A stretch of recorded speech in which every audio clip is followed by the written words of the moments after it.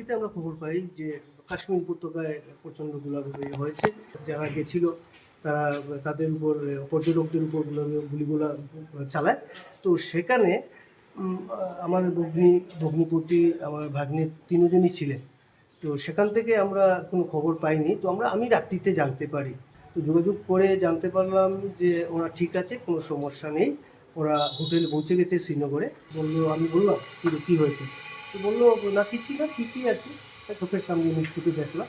এখন আমরা সেইতে আছি, বাকি যারা ছিল সবাই আমরা পালিয়ে এখানে হোটেলে চলে এসেছি।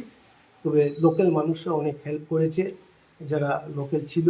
বা রাস্তাতে যখন গভীর জঙ্গল দিয়ে ওরা দৌড়াচ্ছিল, সেখানে বললো যে ওয়াল টপকে কোন জায়গায় একটা পেরিয়েছে, সেখান থেকে পেরিয়ে একটা লোকাল মানুষ গাড়ি নিয়ে ওদেরকে সেখান থেকে উদ্ধার করে, তো সেখান থেকে উদ্ধার করে শ্রীনগর হোটেলে নিয়ে আসে। এখন তারা হোটেলেই আছে, কিছুদিনের মধ্যে হয়তো বাড়ি ফিরবে।